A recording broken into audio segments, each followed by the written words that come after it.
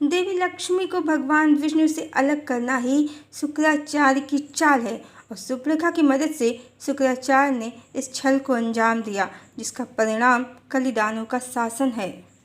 Hello friends, हम पहले भी बता चुके हैं, इस बार असुरों ने अपनी रणनीति बदल ली है, अपनी चाल बदल ली है।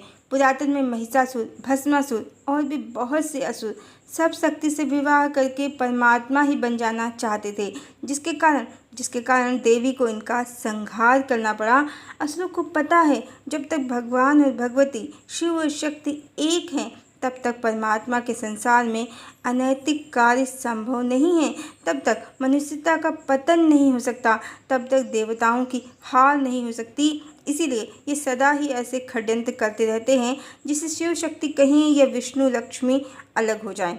हम पहले भी बता चुके हैं कि निराकार में भगवान और भगवती इस तरह से एक तत्व हैं कि इनको अलग नहीं किया जा सकता।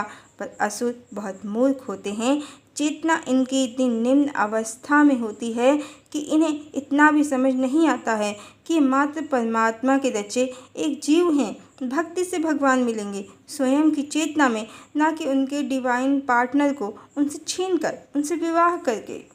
और असुरों का पुराना तरीका जब काम नहीं कर पाया, हर बार माँ भगवती ने कभी दुर्गा, कभी काली, कभी चंडिका, कभी कालरात्रि बनकर इनका संहार कर दिया, तो इस बार इन लोगों ने उल्टी चाल चली और देवी लक्ष्मी को भगवान विष्णु से अलग करने का नया प्लान रच डाला, जिसके लिए शुक्राचार्य ने भोगियों, कामियों के मन मस्तिष्क पर अपना कब्जा कर लिया और उनको प्रेरित किया उल्टे शास्त्र लिखने के लिए, जहाँ परमात्मा का अर्धनारीश्वर स्वरूप लुप्त कर दिया जाए, जहाँ परमात्मा की कई पत्नियाँ बताई जाएं और असुर स्त्रियों को इस तरह भगवान विष्णु से जोड़ दिया जाए कि समाज में अनिश्चितता की स्थिति बन जाए। कोई समझ न पाए कि लक्ष्मी कौन है।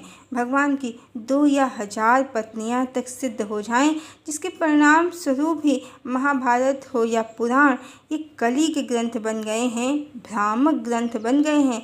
हमने इससे पहले सनातन की हत्या इस वीडियो में बताया है कि किस प्रकार आज से 2500 वर्ष पहले धर्म ग्रंथों के साथ बड़े पैमाने पर छेड़छाड़ की गई।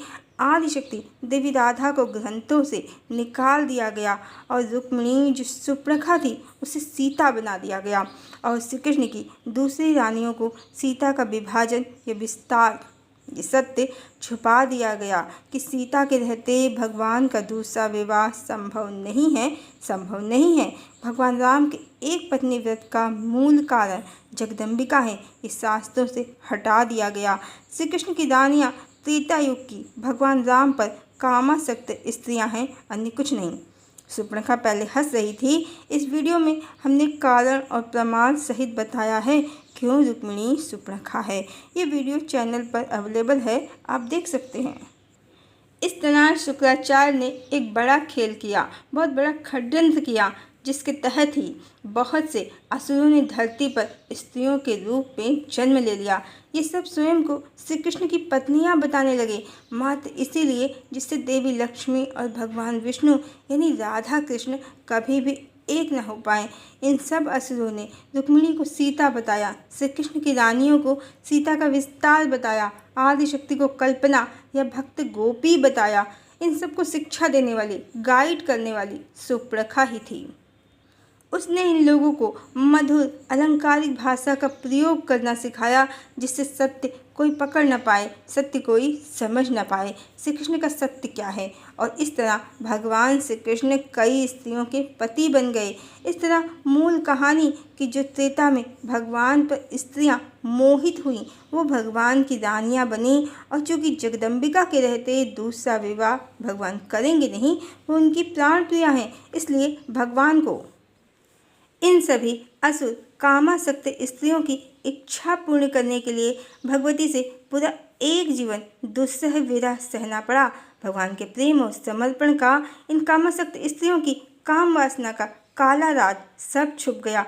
मूल कहानी शास्त्रों से गायब करवा दी शुक्राचार्य और सुपर्णखा ने, और सुप्रखा खुद कलिदानों की देवी बनकर कली का शासन चलाने लगी।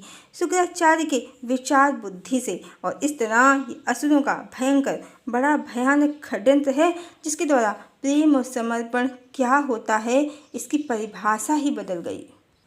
और दुष्ट असुरों ने कॉन्सेप्ट चलाया कि श्री कृष्ण हर स्त्री के पति हैं, वो महाप्रेमावतार हैं, जो नारी चाहती है उससे वो विवाह कर लेते हैं।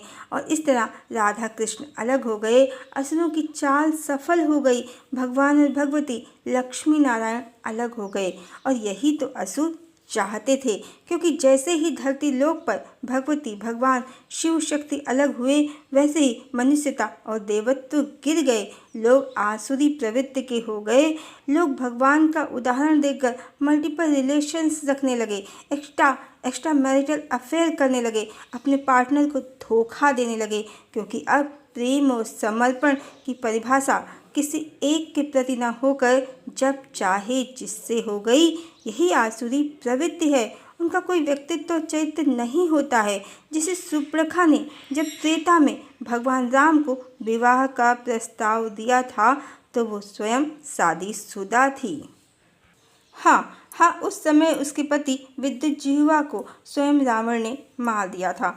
पर उसने जिन राम और लक्ष्मण को विवाह प्रस्ताव दिया था वो विवाहित थे। मतलब असुर विवाहित अविवाहित कुछ नहीं देखते हैं, बस इच्छा पूरी होनी चाहिए।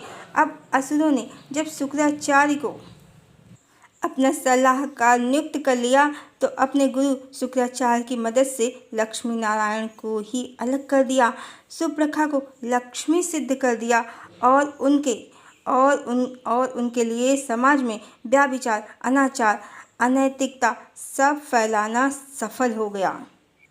और इसीलिए जब भी कोई समाज में देवी राधा का सत्य प्रकट करने का प्रयास करता है, तो असुरों को बड़ी मिर्ची लगती है और ये कली की ऊर्जा से रचित धर्म ग्रंथों की लाइनें सुनाने लगते हैं कि रुक्मिणी सीता है। पर जिनके पास विवेक बुद्धि है, धर्म अधर्म नीति न्याय का जरा भी जिनको ज्ञान है, वो पल भर में ही इनकी काली माया समझ जाते हैं। वो जानते हैं जहाँ जगदम्बिका होंगी तो वहाँ हरि दूसरा विवाह सपने में भी नहीं करेंगे। और देवी राधा ही सीता हैं, ये वीरा ही प्रमाण है, वो सीता हैं। सत्य स्वयं में प्रमाणित होता है, उसे किताबों के पन्नों का सहारा नहीं लेना पड़ता है, झूठ को माया रचनी पड़ती है। और ध्यान रहे, जब तक देवी राधा को उनके कृष्ण नहीं मिलेंगे, राधा कृष्ण लक्ष्मी नारायण एक नहीं होंगे, तब तक असुरों की ऊर्जा ही काम करती रहेगी। और समाज में जो स्त्रियां देवी सीता की ऊर्जा में हैं, सीधी हैं, सरल हैं, चरित्रवान हैं, उनके जीवन में सुप्रखाएं छल प्रपंच करती रहेंगी। इस समय तो बहुत सी सुप्रखाएं हैं जो स्वयं को आदिशक्ति कह रही हैं सोशल मीडिया में। सोचिए, इनकी नज़र स्वयं भगवती के सुहाग पर है, तो साधारण स्त्रियों को तो ये छोड़ेंगी नहीं। ध्यान रहे, जब तक देवी राधा को उनका अधिकार नहीं मिलेगा, इसी तरह असुरों की काली माया काम करती रहेगी और समाज में भोग विलास, धोखा, झूठ, फरेब सब बना रहेगा, क्योंकि यही तो असुरों की चाल है। भगवान को भगवती से अलग करो और स्वयं को भगवान या भगवती का पार्टनर सिद्ध करो और कलिदानों के शासन का विस्तार करो। क्योंकि जब भवानी जगदम्बिका को ही उनके पति नहीं मिलेंगे, तो साधारण स्त्रियों को किससे ऊर्जा, प्रेम और समर्पण की ऊर्जा मिलेगी। प्रेम और समर्पण के लिए देवी देवता भगवान और भगवती ही जब अलग हो गए, तो समाज में प्रेम और समर्पण की ऊर्जा कहाँ से जनरेट होगी? नहीं होगी। पुरुष भोगी विलासी बनकर घूमेंगे, स्त्रियाँ चरित्रहीन होकर सुप्रखा की भांति दूसरे के पति और बॉयफ्रेंड पर नज़र डालेंगी और कभी भी संसार में प्रेम, सुख, शांति व्याप्त नहीं हो पाएंगे। और ये लगभग 5000 सालों से चल रहा है और पिछले 2500 सालों से ये जोरों पर धड़ल्ले से चल रहा है। समाज को ईश्वर का सत्य स्वरूप ही नहीं पता। वो सनातन को छोड़कर असुरों की दिखाई माया को ही धर्म समझ रहे हैं, उसी का अनुसरण कर रहे हैं। अब यदि असुरों के इस षड्यंत्र को खंड खंड करना है, तो परमात्मा के अर्धनारीश्वर स्वरूप को मानना होगा। देवी राधा लक्ष्मी हैं और वो भगवान विष्णु की एकमात्र सनातन अर्धांगिनी हैं। इस सत्य को मानना होगा। श्री कृष्ण की रानियाँ मात्र जीवात्माएं हैं, कोई लक्ष्मी नहीं, कोई देवी नहीं, बल्कि काम वासना की निम्न ऊर्जा से ग्रसित असुर जीवात्माएं हैं। इस सत्य को मानना होगा। तभी असुरों की काली माया का नाश संभव है, तभी शुक्राचार्य और सुपर्णखा की पराजय निश्चित होगी। अब देवी वैष्णवी की ऊर्जा से ही परमात्मा का स्वरूप सब सत्य समाज में प्रकट हो गया है। तो अब बारी मनुष्यों की है। सत्य, न्याय, धर्म के पथ पर चले। परमात्मा के सर्वव्यापी, न्यायकारी, एकमात्र भगवती से युक्त स्वरूप को ही सत्य माने। भ्रामक कहानियों से निकलें, चरित्रवान बने और कलिदानों की ऊर्जा का नाश करके सतयुगी बने, डिवाइन सोल बने। ध्यान रहे, देवी लक्ष्मी ही नारायण की नारायणी है, जिसे समस्त विश्व ही पालित और संरक्षित होता है। साथ ही जिनकी ऊर्जा से मनुष्यों को सुसंस्कार और सुंदर सुसंगठित जीवन शैली प्राप्त होती है, जिनकी ऊर्जा मानव जीवन को कल्याण में बनाती है। देवी लक्ष्मी कमला कल्याणी है। और जैसा कि बिना देवी लक्ष्मी को नारायण से अलग किए दैत्य गुरु शुक्राचार्य कलिदानों का शासन नहीं स्थापित कर सकते थे, इसीलिए शुक्राचार्य ने हिंदुओं के शास्त्रों में कालनेमी असुरों को अपनी ऊर्जा से प्रेरित करके मिलावट करवा दी। कालनेमी असुरों के द्वारा और रुक्मिणी को सीता सिद्ध कर दिया और स्वयं माता लक्ष्मी देवी राधा को भक्त या कल्पना तक सिद्ध कर दिया। सब असुरों का सुपर्णखा और शुक्राचार्य का काला खेल था ये। बिना देवी लक्ष्मी को नारायण से अलग किए जो संभव ही नहीं था धरती पर कलिदानों का शासन। देवी लक्ष्मी के नारायण से अलग होते ही नारायण शक्तिहीन हो गए और इसके बाद श्री कृष्ण की कई पत्नियां सिद्ध करके शुक्राचार्य और सुपर्णखा ने समाज में व्याभिचार, अनाचार, multiple relations, extra marital affair, polygyny, इन सब का विस्तार धड़ल्ले से किया और सुपर्णखा ने खुद को माता लक्ष्मी सिद्ध करके श्री कृष्ण को बहुपत्नीवादी तो बनाया ही, साथ ही एक कॉन्सेप्ट भी समाज में चलाया कि श्री कृष्ण हर स्त्री के पति हैं, वो सबको चाहते हैं, परमात्मा हर स्त्री को चाहते हैं। इस तरह ईश्वर के साथ स्त्री का कॉन्सेप्ट जोड़ दिया। और जब भी किसी ने भगवान राम के एक पत्नी व्रत के कॉन्सेप्ट के अनुसार कहना चाहा कि रुक्मिणी सीता नहीं है, सुपर्णखा है, तो सुपर्णखा तो माया करने में माहिर है ही। उसने समाज में सिंपैथी का गेम खेला और उसकी ऊर्जा से ही प्रेरित असुर समाज में हुड़दंग करने लगे। भगवान ने उनका हरण किया है, उनसे प्रेम विवाह किया है, वो सीता हैं। और ये भी शोर मचाने लगे कि जब स्वयं श्री कृष्ण ने उनका वरण किया है तो किसी और को क्यों ऑब्जेक्शन हो। सत्य असुर बड़ी सफाई से चबा गए। हरण, राक्षस बेटी से विवाह देवी सीता नहीं, सुपर्णखा की पसंद है। और रुक्मिणी के रहते हजारों विवाह भगवान के, वो भी सब टोटल अवैधिक रीति से, युद्ध और विवाद के माध्यम से, और कुल का नाश, द्वारिका का डूबना, सब सुपर्णखा की एनर्जी है। और अब जब सुपर्णखा का सब भेद खुल गया है तो असुर कहते हैं कि रुक्मिणी माता लक्ष्मी हैं, उनको सुपर्णखा कहकर उनका अपमान मत करो। श्री कृष्ण सब स्त्रियों को समान प्रेम करते हैं, समाज में द्वेष की भावना मत उत्पन्न करो। मतलब जो माता लक्ष्मी है देवी राधा, उन्हें कल्पना बना दो, भक्त जीवात्मा बना दो। भगवान का उनके प्रति जो प्रेम और समर्पण है वो सब छुपा दो और भगवान को आसक्त स्त्रियों का प्रेमी रसिया पति बना दो। सुपर्णखा को माता लक्ष्मी बना दो। इससे समाज में द्वेष उत्पन्न नहीं होगा, हर तरफ प्रेम ही प्रेम छा जाएगा।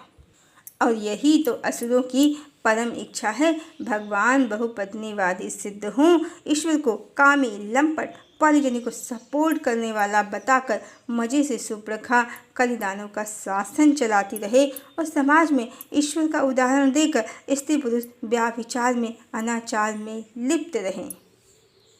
ईश्वर का ईश्वर का, राधे कृष्ण का सत्य इसीलिए असुरों को द्वेष उत्पन्न करने वाला लगता है, जबकि परमात्मा का, श्री कृष्ण का सत्य यदि प्रकट हो गया, देवी राधा के प्रति जो उनका प्रेम, समर्पण और उनकी निष्ठा है वो यदि प्रकट हो गई, तो समाज में ईश्वर के धर्म के आधार पर अनैतिक कार्य करने का किसी को कोई कारण ही नहीं मिलेगा।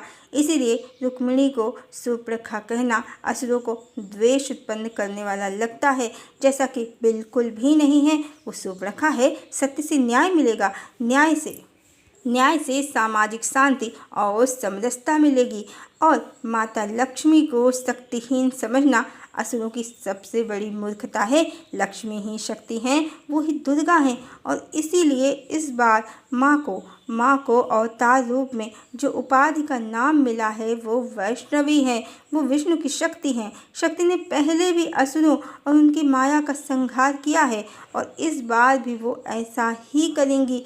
असुर अपनी चाल में बदलाव करें या ना करें, उलटफेर करें या ना करें, पर माता का तो एक ही रूल है, इनका संहार करना, इनका विनाश करना, इनका अंत करना। सुप्रखा स्वयं को माता लक्ष्मी समझ बैठी, मात्र कलिदानों के प्रभाव और ऊर्जा के कारण। पर अब जब देवी वैष्णवी स्वयं अवतरित हो गई हैं, तो एक झटके में सारा दृश्य बदल जाएगा और सुप्रखा का असली चरित्र समाज में प्रकट हो जाएगा। श्री कृष्ण देवी राधा को पुनः प्राप्त हो जाएंगे। ईश्वर की एक ही पत्नी है, विष्णु की एक ही पत्नी है, जो उनकी सनातन अर्धांगिनी है। देवी लक्ष्मी हरिप्रिया, हरे की एक ही पत्नी है, हरे, जो राम अवतार में सीता हैं और कृष्ण अवतार में राधा हैं। जगदम्बिका को एक पल भी नहीं लगेगा असुरों की काली माया का नाश करने में, सुप्रखा और शुक्राचार्य के प्रपंचों को भस्म करने में। जगदम्बिका को कोई उनके विष्णु से अलग नहीं कर सकता। असुरों को शीघ्र ही उनकी मूर्खता का आभास हो जाएगा, क्योंकि समय बदल गया है। समय चक्र आदिशक्ति के कंट्रोल में है और धरती का पोल शिफ्ट हो रहा है। गलत मान्यताएं शीघ्रता से समाप्त हो जाएंगी और आदिशक्ति की महिमा से ईश्वर का सत्य स्वरूप पुनः जगत में स्थापित हो जाएगा। और इसके साथ ही अब असुरों का पतन प्रारंभ हो चुका है। शीघ्र ही सभी असुर अपनी डेविल पावर के साथ नेस्तनाबूद हो जाएंगे। हरिओम।